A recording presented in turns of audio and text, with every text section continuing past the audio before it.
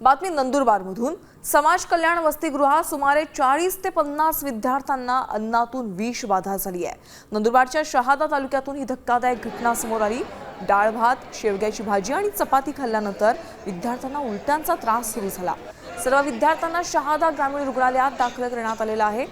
तिघांची प्रकृती चिंताजनक आहे। तर निकृष्ट अन्नाबाबत आधीही तक्रारी केल्याचं विद्यार्थ्यांनी सांगितलंय। घटनेनंतर वॉर्डन आणि शिक्षकांनी रुग्णालयात पाठ फिरवल्याने विद्यार्थ्यांनी संताप व्यक्त केलाय।